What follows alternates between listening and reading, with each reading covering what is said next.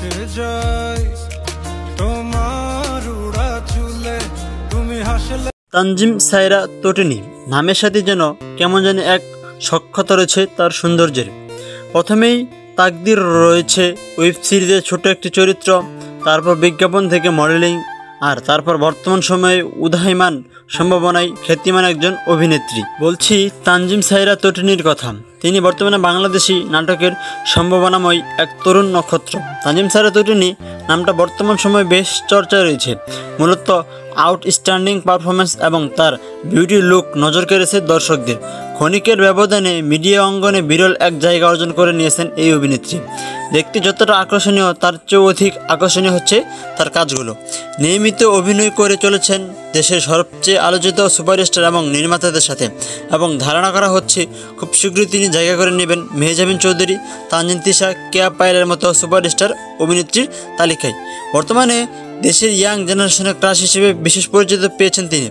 তো বেশ কিছু রিয়াকশন ছিল তানজিম সায়রা তটিনীর জীবন কাহিনী কিছু নিয়ে কথা বলার জন্য। অবশেষে আমি আপনাদের মাঝে তানজিম সায়রা তটিনীর জীবন কাহিনী সম্পর্কে তুলে ধরার চেষ্টা করব। জানাবো একটি অতি সাধারণ মেয়ে থেকে জনপ্রিয় অভিনেত্রী হওয়ার গল্প। সো আর কথা দেরি না করে চলুন পর্বটা শুরু করা যাক। তানজিম সায়রা তটিনী জন্মগ্রহণ করেন 2001 সালে 15 আগস্ট মিডল ক্লাস ফ্যামিলিতে। তার গ্রামের বাড়ি বরিশালে। বর্তমানে তিনি রাজধানী ঢাকাতে বসবাস করেন। তবে তিনি বরিশালে ছোটোবেলা পার করেন। তার পুরো নাম তানজিম সায়রা তটিনী, তার ডাকনাম তটিনী। ভক্তরা তাকে ভালোবেসে সুহাসিনী নামেই ডাকে, কেউ বা আবার কল্পনা নামেও ডাকে। মিষ্টি চেহারা অধিকারী এই মেয়েটি ইসলাম ধর্মের অনুসারী। তানজিম সায়রা তটিনীর তার শিক্ষা জীবনের বেশিরভাগ সময় পার করেছেন বরিশালে স্কুল ও কলেজ জীবন শেষ করার পর বর্তমানে ঢাকা নর্থ সাউথ ইনস্টিটিউটে এবং ইউনিভার্সিটিতে পড়াশোনা করেন। মেয়েদের বয়স বলতে নেই, তবুও বলে দিচ্ছি আপনার প্রিয় তটিনীর বয়স 21 বছর। ফ্যামিলির দিকে নজর দিলে তানজিম সায়রা তটিনীর বাবা মা, একজন বড় ভাই রয়েছে। মিডিয়াতে কাজ করার সুযোগ ছিল অনেকটাই এক্সাইটেড মোমেন্টের মতো, কারণ তটিনী মিডিয়া কাজ করার পূর্ব এটা ইচ্ছা ছিল না। তার ইচ্ছা ছিল ডাক্তার হওয়া। তিনি ঢাকাতে আসেন মূলত মেডিকেল পড়াশোনা করার জন্য, কিন্তু মেডিকেল পড়ার সুযোগ হয়নি। নায়িকা সুলভ চেহারার কারণে খুব নজরে পড়েছেন মিডিয়ার কিছু সংশ্লিষ্ট মানুষদের কাছে।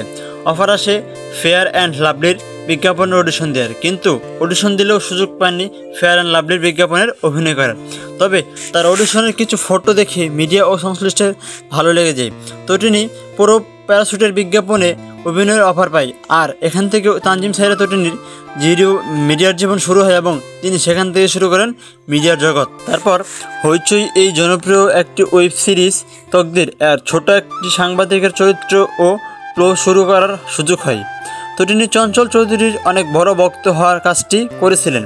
তারপর তানজিম সায়রা তটিনীর টিভি নাটকে কাজ শুরু করেন 2021 সাল থেকে। জনপ্রিয় ধারাবাহিক নাটক হাউস নং 56 ও রাফা চরিত্রের অভিনয় করার মাধ্যমে তার টিভি নাটকে অভিষেক হয়।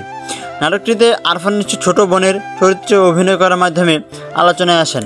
ক্ষণিকদের জন্য সে সময়ের আলোচনা আসলেও জনপ্রিয়তা ছিল অধরা। তানজিম সায়রা তটিনীর ভাগ্যের চাকা ঘুরতে শুরু করে জাহিদ প্রীতমের নীলুয়া নাটকের মাধ্যমে। নীলুয়া নাটকে কেয়া পায়েল ছোট বোনের চরিত্রে অভিনয় করার পরে চারদিক থেকে প্রশংসা পেতে থাকেন। সাথে সাথে দর্শক মহলে জনপ্রিয়তা পেতে শুরু করেন। নজরে আসেন মিজানুর রহমান, আরিয়ান, ভিত্তি জাহিদ এবং বিপ্লব খানের মতো বড় বড় নির্মাতাদের। গত ঈদুল আজহাতে ভিত্তি জাহিদের নির্মাতা থ্রিলার গল্পের এক নাটকে অভিনেতা হিসেবে দেখা যায় তটিনীকে। নাটকের নাম ছিল বাঁচিবার হলো তার স্বাদ। নাটকটিতে আরফান নিশোর বিপরীতে অভিনয় করেছেন তিনি। নাটকটির প্রশংসার পাশাপাশি থ্রিলার গল্পে চ্যালেঞ্জিং একটি চরিত্র প্লে দর্শক মহলে ব্যাপক প্রশংসা পান তিনি। ঈদুল আজহাতে মিজানুর রহমান আরিয়ানের পরিচালক আরেকটি নাটকে অভিনয় করেন। নাটকটির নাম হলো সুহাসিনী, আর এই নাটকটির মাধ্যমে লাইমলাইটে আসেন এই অভিনেত্রী। সুহাসিনী চরিত্রটা প্লে থেকে দর্শকের হৃদয়ে জায়গা করে নেয়। যারা ফলো করেন তারা নিজের নাম ভুলে গিয়ে সুহাসিনী নামেই ডাকতে পছন্দ করেন। নাটক দুটো করার আগে চরিত্রকে বিপ্লব খানের এই মুহূর্তে শিরোনামের একটি অন্তর্লজি সিরিজে কল্পনা চরিত্রে অভিনয় দর্শকেও মহল ব্যাপক সাড়া ফেলেছিলেন। বর্তমানে নাটকের সফলতা অভিনয় করার পর সুযোগ আসে নারীকেন্দ্রিক একটি নাটকে। অভিনয় রুবেল আনসের পরিচালিত নিউ মার্কেট এবং শিরোনামের নারীকেন্দ্রিক একটি নাটকে অভিনয় করেন। সামনে জয়া আর শারমিন শিরোনামের একটি চরিত্রের দেখা যায় থাকে। এই চরিত্রের মাধ্যমে বড় পর্দায় অভিষেক হবে তার।